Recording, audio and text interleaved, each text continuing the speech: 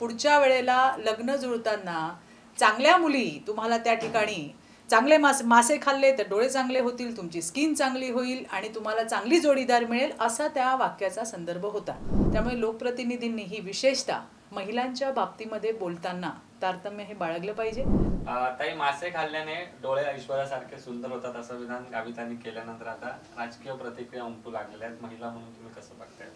नाही, मला असं म्हणायचंय या संदर्भामध्ये मी भारतीय जनता पार्टीचे नेते आणि मंत्री महाराष्ट्र राज्याचे विजयकुमारजी गावित यांच्याशी सविस्तर बोलले की नक्की काय झालं, तुम्ही कुठल्या संदर्भाने हे बोललात। त्यांनी म्हटलं, चित्राताई, माझ्या आदिवासी विभागामध्ये हा कार्यक्रम होता आणि मत्स्य विभागाचा कार्यक्रम होता। त्यावेळेला तरुण आदिवासी मुलांना मासेमारी करण्यासाठी आपण ज्याला आपण म्हणू उद्युक्त करतो, त्यासाठी विविध त्यांना काही वस्तूही देण्यात आल्या सरकारकडनं आणि तुम्ही मासेमारी केली पाहिजे अशा पद्धतीचा तो कार्यक्रम होता। आणि त्यामध्ये मासे खाल्ल्याने डोळे चांगले होतात, ऐश्वर्या राय ह्या समुद्रकिनारी बँगलोरला राहतात, त्यांचे डोळे चांगले आहेत आणि म्हणून त्या कशा दिसतात हे आपण सगळ्यांनी ऐकलं। अर्थात पुढचं ते म्हणाले की जे काही वक्तव्य त्यांच्याकडनं आलेलं आहे की मुली पटतात वगैरे, हा जो काही एक विषय सध्या टी व्ही चॅनल्सवर चालला आहे, मुलं आणि मुली हे सगळे त्या कार्यक्रमाला होते।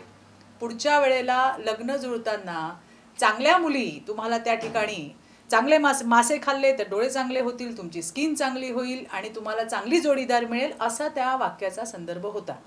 परंतु आपण पाहतो की प्रत्येक वेळेला काहीतरी पुढचं आणि मागचा संदर्भ न लावता मधलीच ओळ त्या ठिकाणी दाखवली जाते। मला एवढंच म्हणायचं आहे की सध्या हे महाराष्ट्रामध्ये मोठ्या प्रमाणात होताना आपल्याला दिसतंय।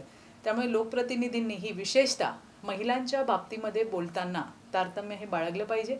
विजयकुमार गावितजी हे आमचे ज्येष्ठ नेते आहेत, महाराष्ट्र राज्याचे मंत्री आहेत आणि या संदर्भात आदिवासी बांधवांच्या समोर मत्स्य विभागाच्या मेळाव्यामध्ये त्यांनी मासे खाल्ल्याने काय फायदे होतात हे त्यांनी त्या ठिकाणी सांगितलं आणि त्यातल्या नेमकेच 2-3 शब्द घेऊन चॅनेल्सने ते त्या ठिकाणी रन केलेले आहेत। त्यामुळे महिलांबाबत कुणीही असू दे, भारतीय जनता पार्टीचे आमचे नेते असू देत किंवा कुणीही असू देत, याच्यामध्ये बोलताना महिलांबद्दल तारतम्य बाळगलं पाहिजे असं मला स्वतःला वाटतंय। आणि सौंदर्य आणि महिला हे समीकरण पुरुषप्रधान संस्कृती असल्यापासून आपल्या डोक्यामध्ये सगळ्यांच्या डोक्यात तेच आहे आणि त्याच संदर्भातून सतत काही ना काही बोलणं होत असतं। परंतु गावित साहेबांनी जे काही म्हटलं आहे ते मत्स्य विभागाच्या कार्यक्रमाच्या वेळेला मासे खाल्ल्याने काय फायदे होतात, आदिवासी तरुणांनी मत्स्य व्यवसायामध्ये यायला हवं, त्यामध्ये सहभाग घ्यायला हवा, या संदर्भातलं ते बोलणं होतं असं मला या ठिकाणी स्पष्ट करायचं आहे। अशा पद्धतीच्या वक्तव्यांनी कुठेतरी अशी जेव्हा उदाहरणं दिली जातात, तुम्ही म्हणतात की तोडून दाखवलं, मात्र ज्यावेळेस अशा एखाद्या महिलेसंदर्भात बोललं जातं त्यामुळे नाही, मी म्हटलं ना तुम्हाला, प्रत्येक कुणीही नेता असला त्याने तारतम्य बाळगलं पाहिजे। महिलांच्या संदर्भामध्ये असलेली कुठलीही गोष्ट किंवा कुठलंही वाक्य किंवा कुठलंही स्टेटमेंट हे थोडंसं तोलून मापून बोललंच गेलं पाहिजे। त्याच्यामुळे वेडीवाकडी वक्तव्य जी केली जातात त्याला समर्थन नाहीच।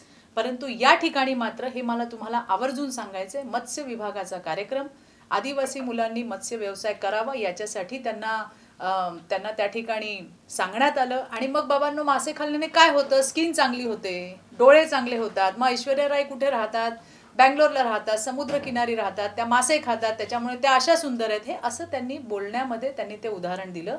मुलं मुली त्या ठिकाणी होती आणि त्यामुळे चांगले मासे खाल्ले तर चांगल्या मुली, चांगली स्किन, चांगले डोळे, अशा संदर्भातून ते त्यांनी त्या ठिकाणी वक्तव्य केलंय। पण तरीसुद्धा अशा पद्धतीची महिलांच्या बाबतची जी वक्तव्य करताना सगळ्या नेत्यांनी किंवा अगदी कुणीही तारतम्य बाळगलं गेलं पाहिजे असं एक महिला म्हणून मला नक्की वाटतंय।